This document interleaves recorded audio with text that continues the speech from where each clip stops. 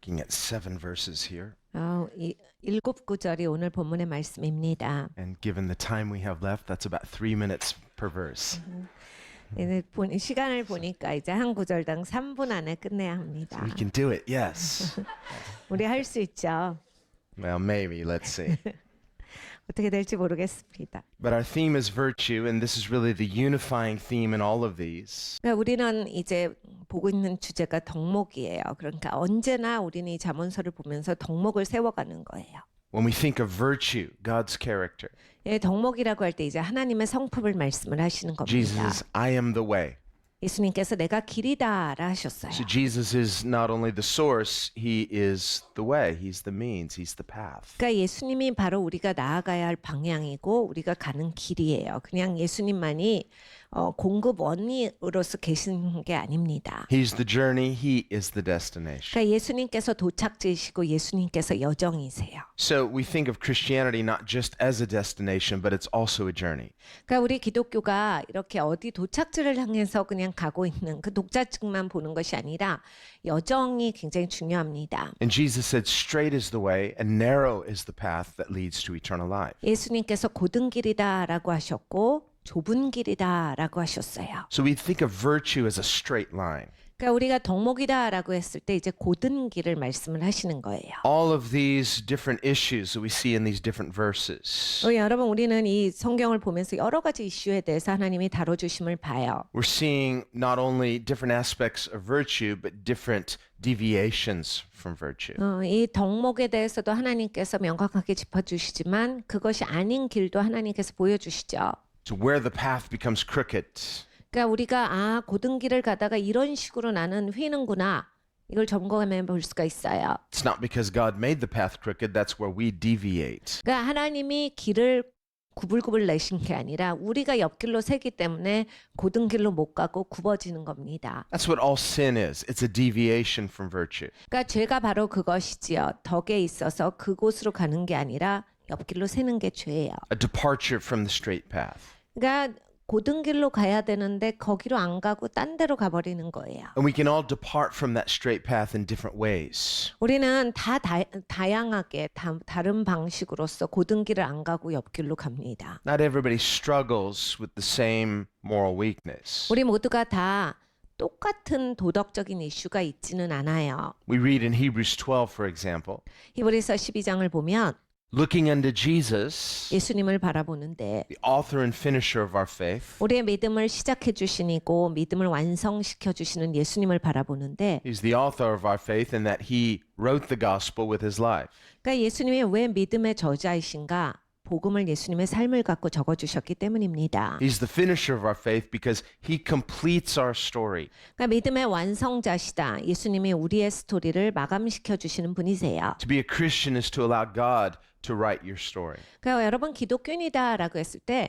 하나님이 내 스토리를 쓰게 해드리셔야 하는 겁니다. Like we heard in the song, Let my life tell your story. 그러니까 우리가 이 노래에서 방금 들었듯이 내 삶이 하나님의 이야기이기를 원합니다. The way Jesus tells his story through our life is when we submit to him and allow his love to make us people of virtue. 우리가 예수님께 순복하고 우리의 삶을 예수님의 사랑의 덕목이 있는 자로서 하나님께서 우리를 세워주실 때 이제 우리의 삶에서 하나님의 이야기가 써지고 나아가는 겁니다. Virtue is the fruit of the Spirit. It's the result of grace. 덕목은 바로 이 성령의 열매예요. 하나님의 은혜가 이 사람한테 역사하셨다라는 증거입니다. What can make us more loving, more patient, more peaceful, more kind, more exercising self-control? 여러분 어떻게 해야 우리가 더 사랑이 많은 사람이 됩니까? 자기 절제가 어떻게 더 확실하게 있지요? 어떻게 더 용서하고 더 자비를 베푸는 사람이 되는 겁니까? It's the grace of God. 하나님의 은혜로만 할 수 있어요. It's the Spirit of God because of the grace of God. 하나님의 은혜가 있기 때문에 하나님의 영이 내 가운데 계시기 때문에 할 수 있는 일입니다. It's the love of God that motivates him to give us the grace of God. 하나님의 사랑이 바로 나의 삶의 동기가 되기 때문에 하나님의 은혜가 더 흘러가기를 원하는 사람이 되는 거예요. So Paul says in Galatians 5, the fruit of the Spirit is love, joy, peace. 갈라디아서 5장에 사도 바울이 성령의 열매에 대해서 말합니다. 사랑이요, 온유요, 평강이요. All of the fruit of the Spirit comes from the gifts of God's love. 하나님이 우리에게 사랑을 주셨기 때문에 이러한 열매가 맺혀지는 삶이 되는 겁니다. This is what produces his virtue in us as we trust Jesus and follow him from the heart. 우리가 예수님을 따라가고 마음으로부터 예수님을 계속해서 쫓아갈 때 우리의 삶에 덕목이 이제 생기는 거예요. 그게 바로 열매입니다. As we know, in Proverbs, these are written as didactic statements. They're not written as commands. 잠언서를 보면 하나님이 명령으로 주신 게 아니죠. 명제로서 우리에게 그냥 이것을 선포하고 계시는 거예요. They're descriptive. 그러니까 하나님이 설명을 주시는 거예요. They're making statements about virtue and about different vices. 이 덕목에 대해서 그리고 악덕에 대해서 하나님께서 명제로서 스테이트먼으로서 우리에게 던져주시는 말씀이에요. Often as comparisons or as contrasts. 비교도 해주시고 대조도 해주시고 설명을 주세요. This is better than this. One is a virtue, one's a vice. 야, 이렇게 사는 것보다 이게 더 좋은 삶이야. 이렇게 사는 게 덕 있는 삶이고 이렇게 살면 그거는 악덕 있는 삶이다.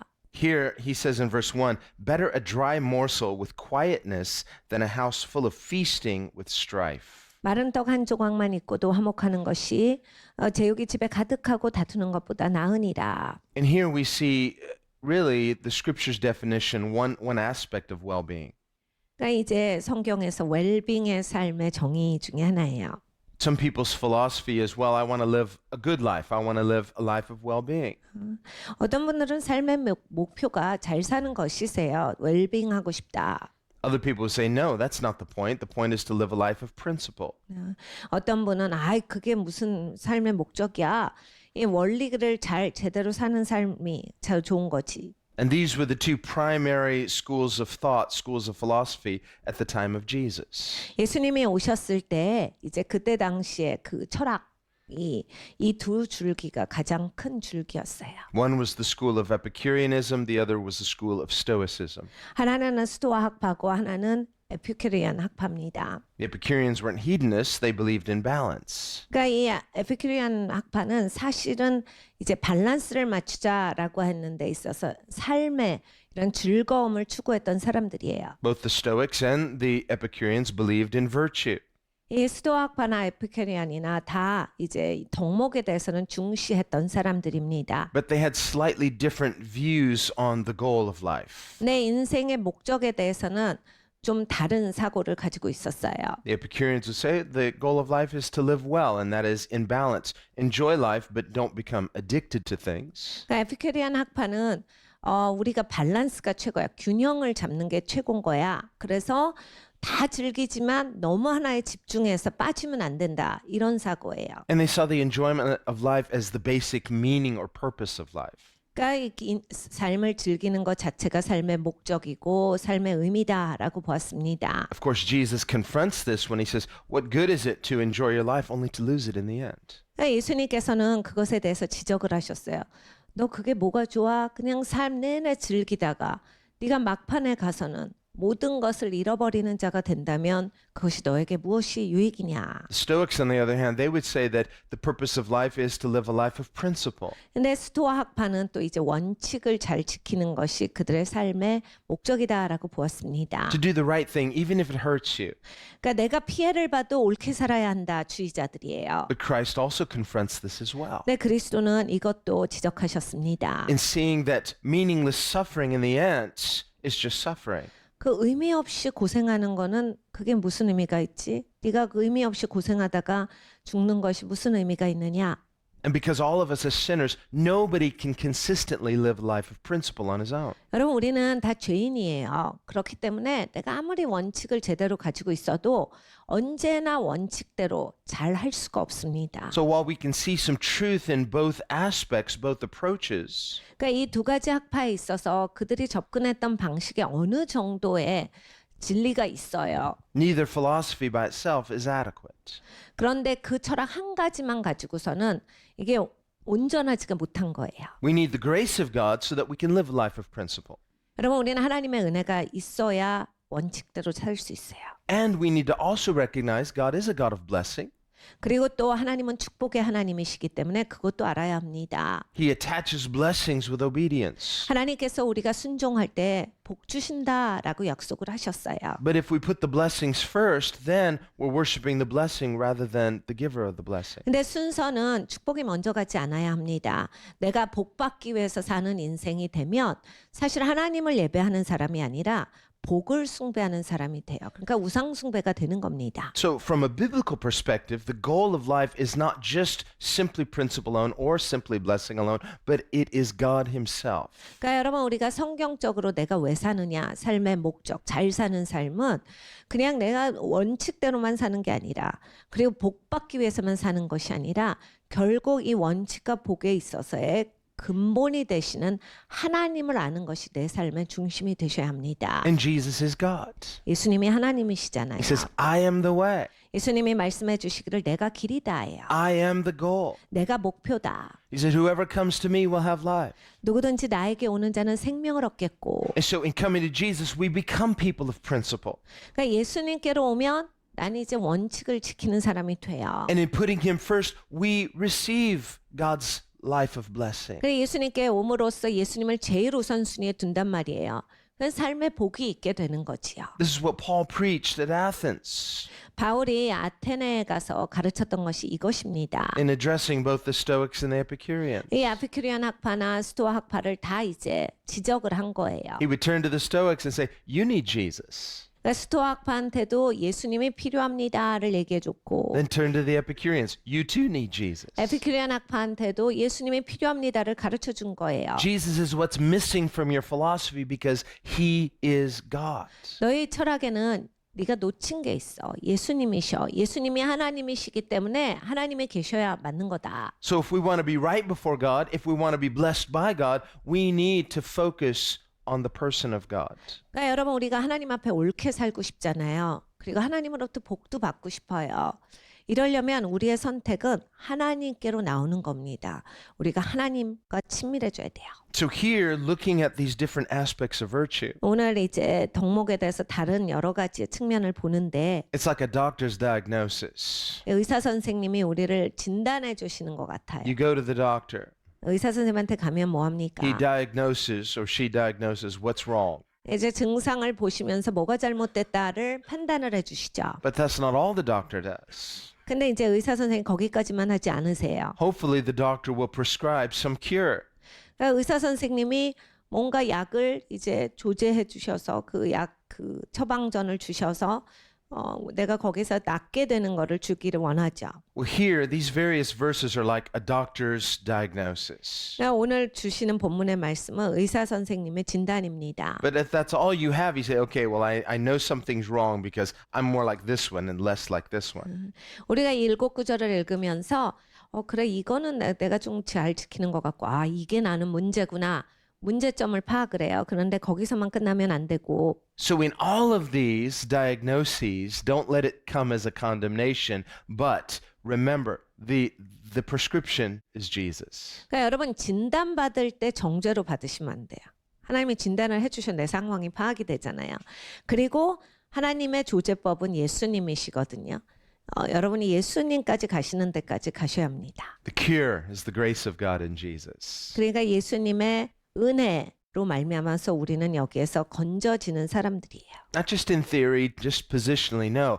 As we receive Jesus from the heart, he begins to produce right virtue in us. 그러니까 여러분 이름뿐만이 아니라 그러니까 이론에서 머무는 게 아니라 그리고 자리뿐만이 아니라 정말 내 삶에 예수님을 받아들이시면 예수님께서 나를 이런 인생에서 건져주시는 거예요. 내가 이 인생에 묶이지 않게 해주시는 거예요. So as we read these various verses, 여러 구절을 읽을 때 we can read them with hope.